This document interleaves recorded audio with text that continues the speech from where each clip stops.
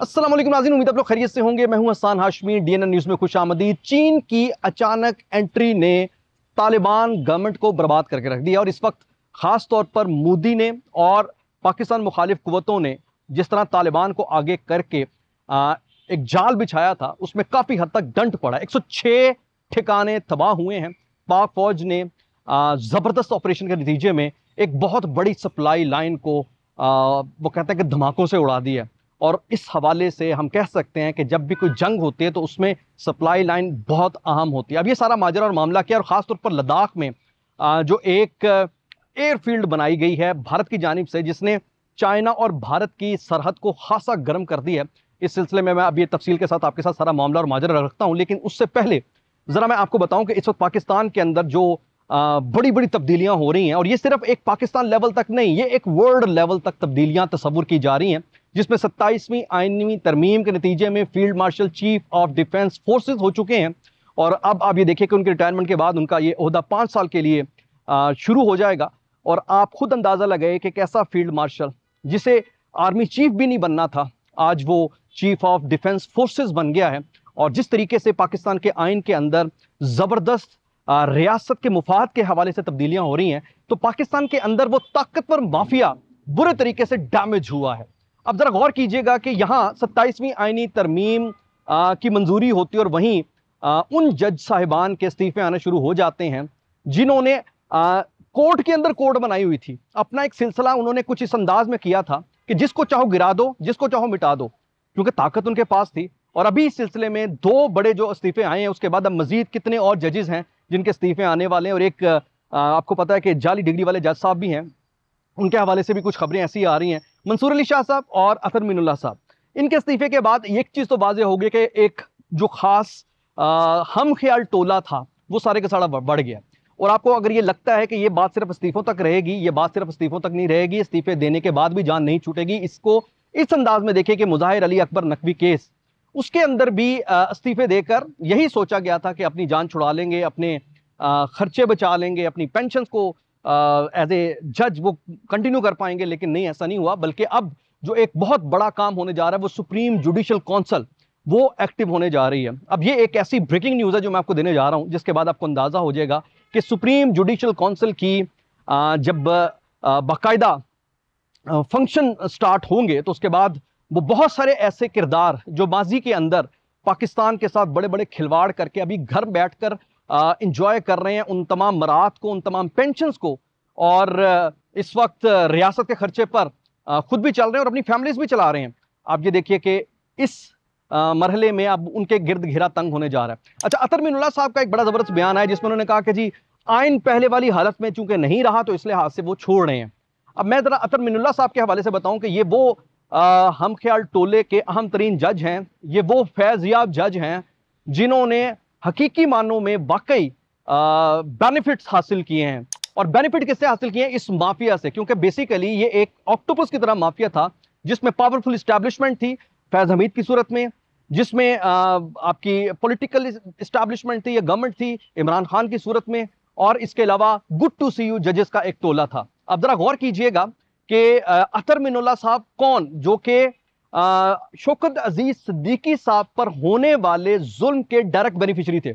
क्योंकि आपको याद होगा जैसे शौकत अजीज सिद्दीकी साहब को ये हुक्मनामा दिया गया था कि नवाज शरीफ साहब के खिलाफ फैसला दो, उन्होंने कहा था कि ये आइन और कानून से हटकर मैं फैसला नहीं दूंगा।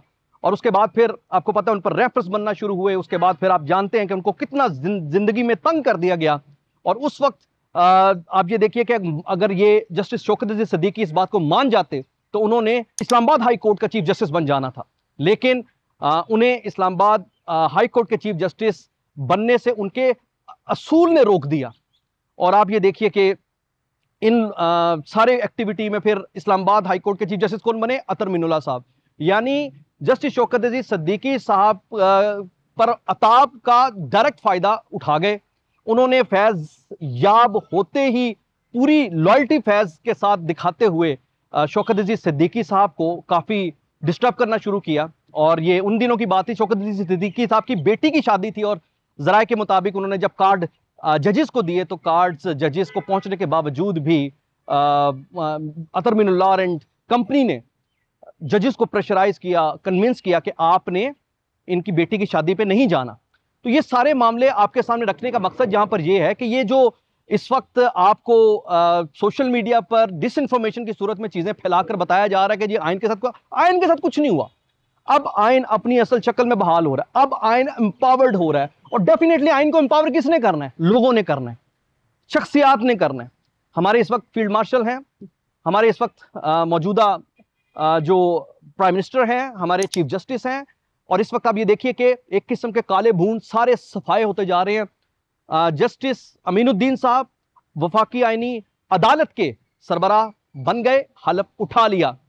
जो आईनी बेंच था, ये 26वीं आईनी तरमीम के अंदर ये जो फैसला किया गया था, जिसे उस वक्त मौलाना फजल रहमान साहब ने रोला रप्पा डाल के तहरीक इंसाफ की इमा पर और उनके साथ मिलकर रुकवा दिया था, 27वीं आईनी तरमीम में आईनी बेंच आज वो आईनी अदालत बन गई ना। इसी तरीके से मामला आगे इंशाल्लाह बढ़ता बेहतर की तरफ जाएगा।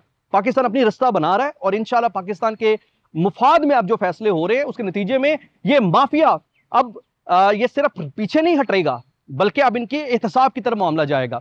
दूसरा नाज़रीन, इस वक्त अमन जिरगे के हवाले से एक बहुत बड़ा काम जो हो रहा है।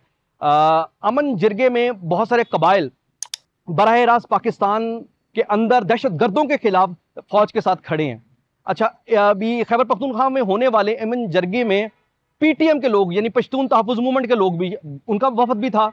अब चूंकि दहशत गर्दों के खिलाफ कबाइल और पूरा पाकिस्तान इकट्ठा हो चुका है, पश्तून तहफ़्फ़ुज़ मूवमेंट ने एक प्रोपेगेंडा करना शुरू कर दी है, जिसमें उन्होंने अब ये कहा जा रहा है कि जनाब इन्होंने हमें बुलाया तो था लेकिन बोलने का मौका नहीं दिया। यहां मैं खास तौर पर रियासत से कहना चाहूंगा कि पश्तून तहफ़्फ़ुज़ मूवमेंट या पीटीएम, अगर आप खुदा के लिए इनके तरीके वारदात को देखेंगे, इनके नारों को देखेंगे, इनके मैनिफेस्टो को देखेंगे, तो ये टीटीपी से कहां लैद हैं, ये बीएलए से कहां लैद हैं। इसराइल जिंदाबाद के नारे लगाने वाले लोग हैं, ये भारत जिंदाबाद लगाने वाले नारे लगाने वाले लोग हैं। इनको अगर अमन जिरगे में बिठा रहे हैं तो इन्हें एक्सपोज करें। अब इस वक्त राइट नाउ ये अमन जिरगे को जिस तरह एक्सप्लॉइट करने की कोशिश कर रहे हैं, इंशाल्लाह इसमें भी ये नाकाम होंगे। दूसरा नाज़रीन, अब जरा पाकिस्तान के जो मौजूदा हालात बने हुए हैं, जिसमें भारत की जानिब से, अफगानिस्तान की जानिब से मिलकर, और डेफिनेटली पीछे इसराइल है, पाकिस्तान को अंगेज करने के लिए जो कोशिश की जा रही है, तो इस बात को जहन में रखें कि पाकिस्तान महज एक मुल्क नहीं है। अगर इंडिया के साथ इसराइल बैठा है, CIA बैठा है, बुसाद बैठा है, और दुनिया की वो कुव्वतें जो कि एक ब्लॉक बनाकर इसके जरिए एक मैस क्रिएट करना चाह रही है, तो दूसरी तरफ दूसरा ब्लॉक भी तो है ना, वो भी तो अपनी बका की जंग लड़ रहा है ना। आपको क्या लगता है कि अफगानिस्तान अगर पाकिस्तान के अंदर अनरेस्ट करता है तो उस अनरेस्ट का असर चाइना को नहीं पड़ेगा, रशिया को नहीं पड़ेगा, ईरान को नहीं पड़ेगा? तो मेरा मकसद यहां पर यह है कि इस वक्त ये एक आलमी सतह की सफबंदी है। एक तरफ भारत नवाज पीछे ताकतवर ममालिक हैं और दूसरी तरफ पाकिस्तान नवाज पीछे ताकतवर तरीन ममालिक हैं, और इनके आपस में मुफाद जुड़े हुए हैं। और यही वजह है कि अब इस वक्त चाइना और भारत की जो सरहदें हैं वो खासी गर्म होने जा रही हैं।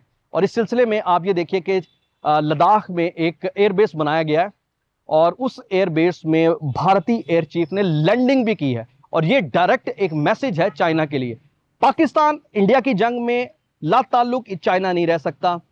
पाकिस्तान इंडिया की जंग में या अफगानिस्तान के इस शर में ला ताल्लुक चाइना, रशिया और ये ब्लॉक और सऊदी अरब ये नहीं रह सकता। तो इस वक्त जो दिफाई मुआहदे हो रहे हैं उसमें आप ये देखिए कि अभी रिसेंटली तुर्की की जानिब से पाकिस्तान के अंदर जो एंट्री हुई है उसमें दिफाई मुआहदे में वो शामिल हो गए हैं, सऊदी अरब ऑलरेडी शामिल है, दुनिया के बहुत सारे और ममालिक भी शामिल हो रहे हैं। और ऐसे में हमारी अफवाज ने एक बहुत ज़बरदस्त काम यह किया कि दुश्मन की सप्लाई लाइन को डस पहुंचाते हुए, डैमेज करते हुए 106 ठिकाने तबाह किए। और ये 106 ठिकाने कौन से हैं? ये बड़ी इंटरेस्टिंग बात है। ये 106 ठिकाने वो हैं जो इन खवारिज के डेरों तक या फिर उन मखसूस लिबादा ओढ़े कबाइल के डेरों तक, सरदारों के डेरों तक जेरे सुरंग आया करती थी, या इनके थ्रू असलहा और सुरंगे इस्तेमाल करते हुए मनशियात सप्लाई की जाती थी। और इसके जो आप कह सकते हैं क्योंकि अफगान बॉर्डर पे थी तो अफगानिस्तान से ये सुरंगे पाकिस्तान के अंदर उन मखसूस डेरों पे आया करती थी। तो पाकिस्तान की अफवाज ने उन तमाम डेरों को तबाह कर दिया है, और अब इसके नतीजे में जो इनकी सप्लाई लाइन कटी है उसके हवाले से अब इनका शोर गोगा बचाना बनता है। और इस वक्त एक बात तो तय है कि पाकिस्तान की जानिब से, अफवाज पाकिस्तान की जानिब से अपना जो रास्ता लिया जा रहा है, इस बात को सिर्फ ये समझ लीजिए कि जो अंदरूनी दुश्मन, जिनकी ईमा पर बैरूनी दुश्मन बैठ कर अपनी साजिशें मचा रहा है, बना रहा है, अब इंशाअल्लाह वो कामयाब नहीं होंगी। पाकिस्तान के हवाले से बस आइंदा आने वाले चंद दिनों के अंदर आप देखिएगा कि जिन्होंने पाकिस्तान की जड़ों को काटने में दुश्मन की आलाकारी और सहूलतकारी की है, अब उनकी बारी आ गई है। हसन हाशमी को इजाजत दीजिए। अल्लाह हाफिज।